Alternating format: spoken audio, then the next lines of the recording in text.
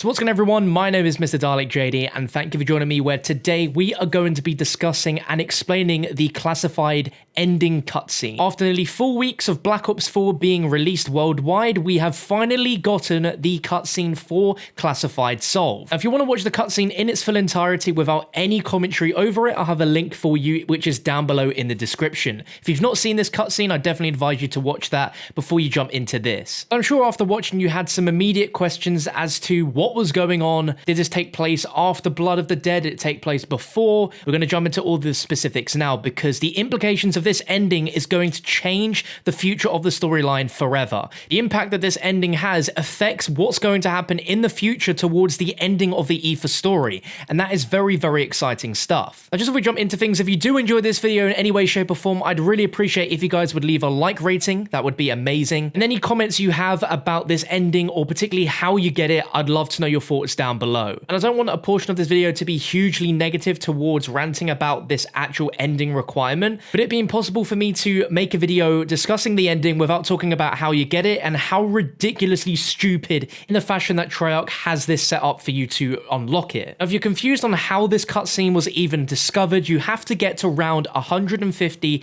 in a classic game of Classified for this cutscene to automatically start playing once you hit round 150. Like I said, I don't want to take up too much of this video ranting about how stupid it is to unlock this, so I'm going to save that towards the end of the video. But I think it is absolutely outrageous that Treyarch have released the game in this state, and it's basically impossible for you to get to this round requirement without the game crashing. And the only way this was achieved was through glitches. It's pathetic that the only way you can physically get an ending so important as this is to glitch the game. It's obviously not Treyarch's intention that you have to glitch their game in order to achieve this, but it's so stupid that it's impossible to get otherwise. But enough of that, let's actually start breaking down this cutscene. So when it begins, we see our Ultimus crew sat within a jail cell of sorts. Now, you might be questioning, where exactly are they? Well, they are actually in Hangar 4, which is a building off to the left inside of Groom Lake that you see when you're playing in Classified. The crew we play as in Classified is pre-Moon, so these characters never got to the Moon originally, but as we learn through various radios and Easter eggs around Classified, you learn that the original Ultimus crew survived Moon and were teleported back to Groom Lake. Their bodies were so damaged from all the exposure to Element 115 that they were essentially lifeless and had to be kept as test subjects within Hangar 4. Nikolai, Dempsey, and Takeo eventually awoke, but Richtofen stayed brain dead. Now, to explain why Richtofen is completely fine in this cutscene is because the undead Richtofen, which is the post-buried Richtofen, the zombified Richtofen we see in the Call of Duty Zombies comics, comes through a teleporter, touches the body of this post-Moon Ultimus Richtofen, and brings him back to life. That is why when the cutscene first starts, the characters are a little bit confused on how they're here. Takeo questions the Earth, they saw it explode, but yet here they are back on Earth. Dempsey sums it up perfectly in 1 second by explaining that it's time travel BS that hasn't happened yet, and then questions Richtofen how he's so perfectly normal and is in his body again. If you recall from the events of Moon when they blew up the Earth, just before that Richtofen and Samantha switched bodies, so Samantha was actually inside of Richtofen, hence why he was brain dead on his return back to Groom Lake. And due to what happened after Moon, which resulted in the buried endgame where Maxis won, Richtofen being put into a zombie's body, that zombified Richtofen sacrificed himself to bring his former Ultima self back to life. And we don't know what day and month precisely that Classified takes place, but we know from the audio reels that this post-Moon Ultimus crew were teleported in on August 3rd, 1963. We believe Classified to take place between the final week of October and the first week of November 1963, which would mean that this crew have been back here in Hangar 4 recovering from the events of Moon for about 2 months. When they first arrived, Cornelius Purnell explained that they were in a delusional, near catatonic state. A medical evaluation showed they suffered from excessive Element 115 exposure. For the immediate future, they'll be kept at Groom Lake, where they'll be ideal candidates for additional 115 testings. Get forward to a few weeks before the actual events of Classified taking place, and that's where the zombified Richtofen appears through a bright blue oval-shaped light beam materializing in the room, which then walked up to the comatose body of Dr. Edward Richtofen, who up until then had been unable to resuscitate, and then observed this zombie touching the body of Edward Richtofen, at which point the zombie turned to ash and Richtofen let out a guttural shriek and began cackling. Dr. Edward Richtofen is very much alive and so animated that he had to be sedated, hence why he is still a very animated person within this cutscene where he starts cackling at Dempsey and explaining that he just wouldn't understand. Then after that, we see Nikolai bring out a bottle of vodka, which then he starts to drink and gets interrupted by Primus Nikolai, entering through a portal into the cell. Questions, is that your plan to give up and drink yourself to oblivion, or do you want to make a difference for once in your life?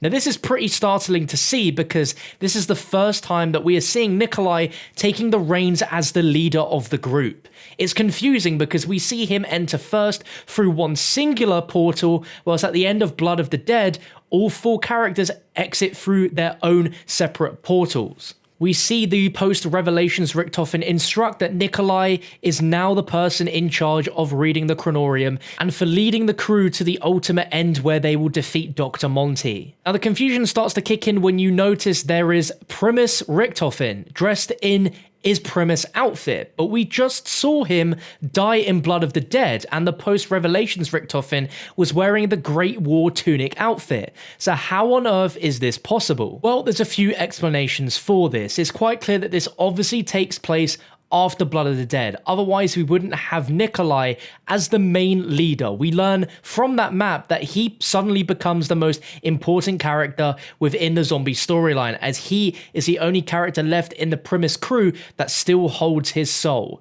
That's the important thing, because if Dr. Monty gets a hold of that, then the cycle will simply continue as it always does, and we'll never be able to defeat him. Now, Jason Blundell has on record mentioned this a few times before and said that the things that happen in between the maps are almost as important as what happens in the actual maps. So for all we know, there could have been a journey that the 3 remaining Primus characters and post-Revelations Richtofen could have gone on before they ended up where we are here in Classified. My first guess is that the Richtofen we see in this cutscene is the one from post-Revelations, wearing the Primus clothing. My reasoning for this is that this Richtofen does not have any blood vials on him, which is a big deal because at the end of Blood of the Dead, we see the post-Revelations Richtofen destroy all of the blood vials as the insurance policy is no longer needed. None of the other characters possess their blood vials either, but it puzzles me as to how that post-Revelations Richtofen is suddenly wearing the Primus Richtofen's outfit as opposed to the Great War tunic outfit. The blood vials give a great explanation as to who that Richtofen is.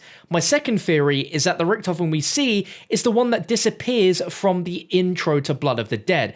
As we know, the Richtofen in that meets up with the Richtofen which kills himself at the end of Blood of the Dead and gives him the Chronorium before disappearing into a blue portal. Now, in the original storyline and the cycle, that Richtofen goes on to Morgue City in order to get the summoning key.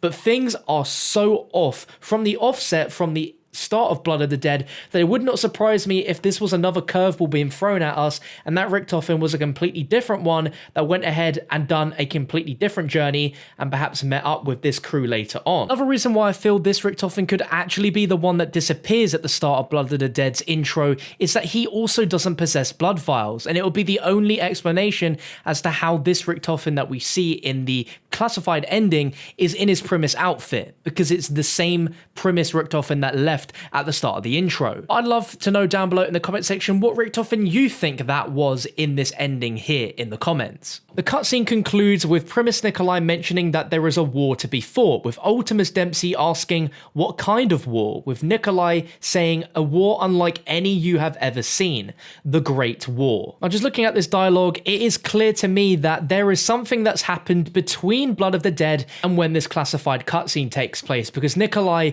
is none the wiser when it comes to the Blood of the Dead ending. He is pretty clueless and is almost surprised that suddenly the reins have been fallen onto him. Whilst the startling contrast in this cutscene, Primus Nikolai acts like he knows exactly what is going on. Of course, just by reading the Chronorium, it will give you an insight into what you need to do, but it sounds like Nikolai has a really deep understanding of what's at play here and how important it is that the Ultimus crew join them. From what we've seen from the ending of Revelations, our characters get sent back to the 1300s where they win the Great War. We don't see anything happen in between that, and that's what Nikolai is referring to when he says the Great War, the original war that started at the beginning of history between the Apophicons and the Keepers. But this time the tables have turned, and the Great War is them versus Dr. Monty, because if they can defeat Dr. Monty, then they can break the cycle. Now, there are a few questions here, and we learned very recently that the Shadow Man and the Apophicons play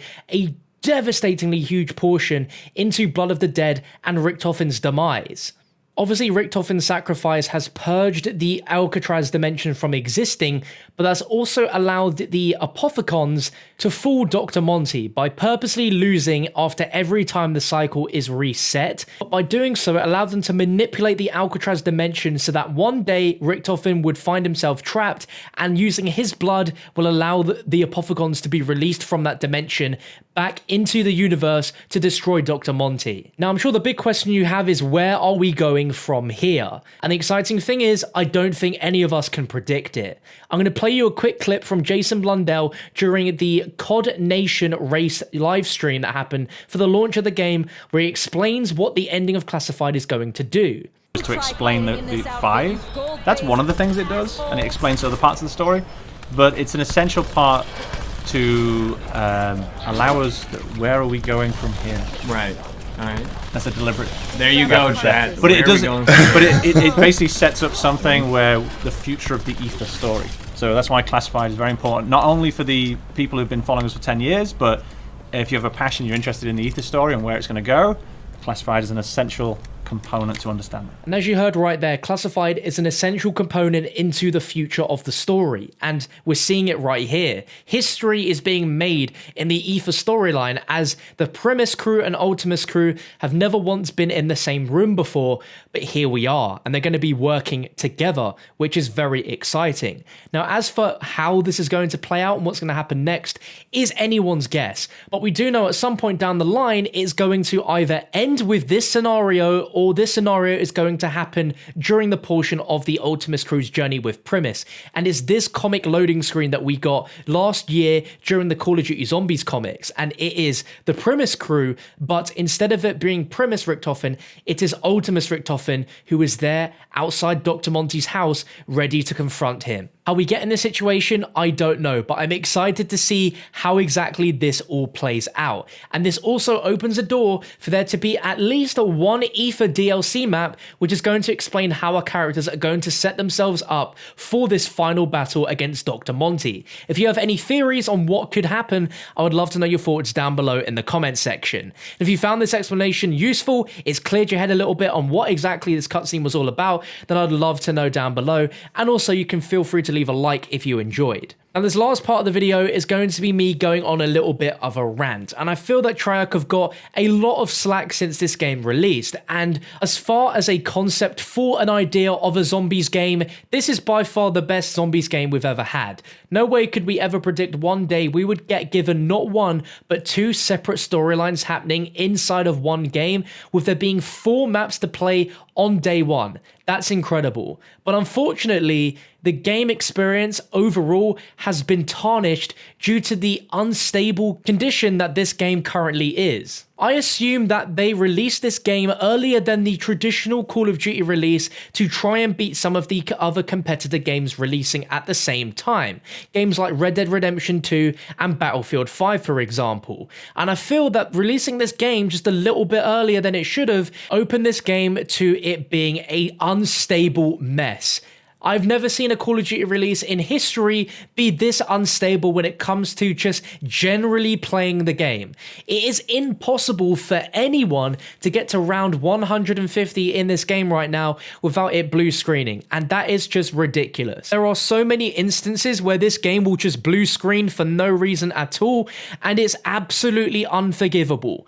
Easter eggs are still not a guaranteed complete because your game could crash at any given moment. TREYARCH have increased the round cap limit to 1024, but you can bet that there is no way in hell anyone will ever get to round 1024 in this game in its state right now. And after the multitude of patches that TREYARCH have put into the game to try and fix these stability issues, I feel this is an issue that is rooted so deep within the game that patches simply can't fix it. And the only way to have negated issues like this is for the game to simply have just not launched as early as it did. It's clear the game wasn't finished, and it's clear that the game wasn't QA tested efficiently. I understand that TREYARCH want to keep Easter egg steps under wraps, which is why Easter eggs are not necessarily QA tested as heavily as the main game to try and avoid leaks.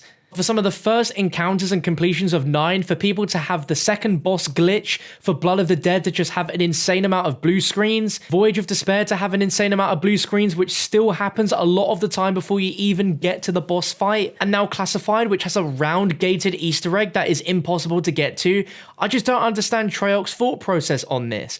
I would be super happy if that Easter egg cutscene was round gated to maybe round 75 or something. I've seen some suggestions for round 115, and I like the idea of that, but that is still something which is probably not going to be achievable because the game will crash probably before you get to round 115 easily. You could tell back in Black Ops 3 that TREYARCH were testing round-gated Easter eggs, as round 50 on Zetsubo no Shima gives you the distant monster Easter egg. That was really, really cool. But to have the community looking for Easter egg steps for 3 to 4 weeks, for there to not even be a Easter egg quest, and more so just a round-gated reward, which you can't get right now without glitching it, I just don't understand where the decisions were made here for that. I like the idea, and people probably would have come across this at some point in the first maybe week of the game if the round gate was not so high. And the fact that only people that have glitched the game in order to cheat their way to round 150 just to get this ending